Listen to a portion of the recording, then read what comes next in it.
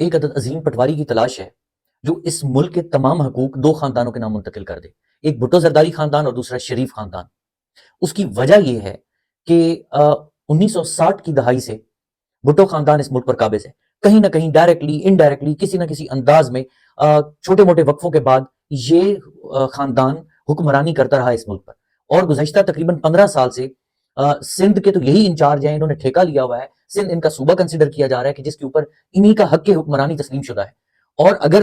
دوسرے خاندان کی بات کر لی جائے، شریف فیملی کی، تو 1980 کی دہائی سے لے کر کے ڈائریکٹلی انڈائریکٹلی کسی نہ کسی انداز میں وہ ایوان اقتدار کا حصہ رہے، ایوان اقتدار میں رہے۔ اب آپ ذرا یہ دیکھیے کہ میاں نواز شریف صاحب جو کہ 2 دفعہ چیف منسٹر وزیر اعلیٰ پنجاب رہے، 3 دفعہ وزیر اعظم رہے، اور میاں شہباز شریف جو 3 دفعہ وزیر اعلیٰ رہے اور 1 دفعہ وزیر اعظم رہے، اور اس کے بعد اگر آپ دیکھیں کہ تو شہباز شریف کے بیٹے حمزہ شہباز وہ بھی وزیر اعلیٰ پنجاب رہ چکے ہیں۔ اب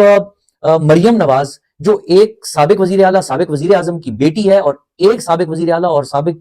وزیر اعظم کی بھتیجی ہے، اور ایک سابق وزیر اعلیٰ کی کزن ہے۔ یہ تو میں بات کر رہا ہوں ان کی امیڈیٹ فیملی کی، جو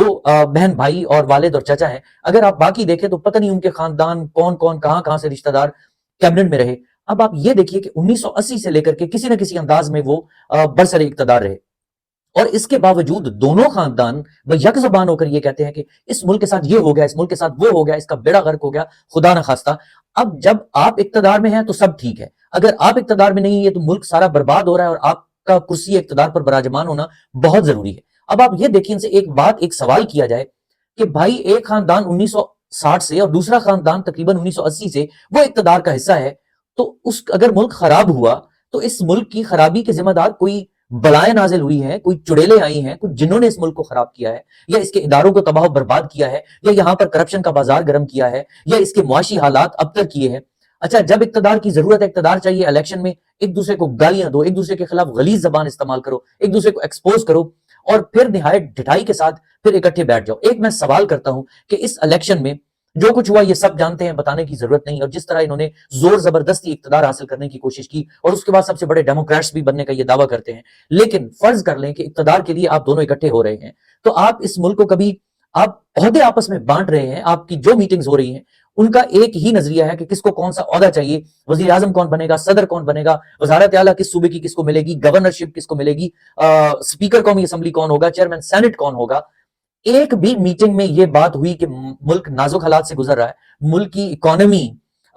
خراب حالت میں ہے، اور لوگوں کے گھروں کے چولہے ٹھنڈے پڑے ہوئے ہیں، لوگ مہنگائی کی چکی میں پس رہے ہیں، ان کے لیے زندگی اجیرن اور عذاب ہو کر کے رہ گئی ہے، مگر کسی میٹنگ میں کسی بھی جگہ کہ چلے ہم گورنمنٹ بنا رہے ہیں، ہم حکومت میں آ رہے ہیں، تو آئیے سب سے پہلے یہ بیٹھ کر لائے عمل بنائے۔ وہ جو بلاول بھٹو زرداری جو ہاتھ میں اپنا منشور لہرا لہرا کر کہا کرتے تھے کہ میں نے یہ کر دینا، میں نے وہ، بھائی وہ منشور آپ نے کہیں ردی کی ٹوکری میں ڈال دیا ہے، یا اس منشور پر عمل درآمد کرنے کے لیے جس گورنمنٹ کے ساتھ، نواز شریف وغیرہ کے ساتھ، مسلم لیگ کے ساتھ آپ اتحاد بنانے کی کوشش کر رہے ہیں، اور گورنمنٹ وہ بنا رہے ہیں، آپ نے ان سے ایک دن بھی مطالبہ کیا کہ یہ میرا منشور ہے، یہ لوگوں کی فلاح و بہبود کے لیے یہ کام آپ کو کرنا ہوں گے، یا صرف سیٹس کی بندر بانٹ ہو رہی ہے، جسے بڑے مہذبانہ انداز میں یہ ایڈجسٹمنٹ کہتے ہیں۔ اور آپ دیکھیے کہ جو اوتھ ٹیکنگ سیریمنی تھی مریم نواز صاحبہ کی، ایک سائڈ پہ والد بیٹھا ہوا ہے، ایک سائڈ پہ چچا ہے، پورے فیملی ممبرز بیٹھے ہوئے، بھائی یہ فرنچائز ہے۔ آپ بلیو کریں کہ پاکستان دنیا کا بہترین ملک ہے، اور ہمیں تو اس لیے بھی عشق ہے کہ یہ مسلم امہ کا سب سے بہترین طاقتور ملک ہے، بہترین فوج رکھنے والا ملک ہے، اور خدا نے یہاں کے لوگوں کو بہت ٹیلنٹ دیا ہے۔ مگر یہ 2 خاندان ہیں جن خاندانوں کی بدولت آج میں یہ کہنے پر مجبور ہوں کہ یہ 25 کروڑ غلاموں کا آزاد ملک ہے، تو غلاموں کے ساتھ اس طرح کیا جاتا ہے۔ اور میں یہاں پر بڑے مؤدبانہ انداز میں اسٹیبلشمنٹ کو بھی کہوں گا، حد ادب جانتا ہوں، میں بخوبی آگاہ ہوں، اسی لیے میں یہ کہہ رہا ہوں کہ سر آپ جو مرضی کیجئے،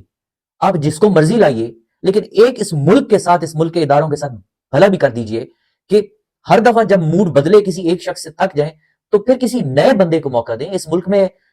نوجوانوں کی، پڑھے لکھے لوگوں کی، ٹیلنٹڈ لوگوں کی، آنےسٹ لوگوں کی کوئی کمی نہیں ہے۔ مڑ مڑ کے انہی لوگوں کو اقتدار میں لانا، یہ تو میرے حساب سے نہ ملک کے لیے ٹھیک ہے،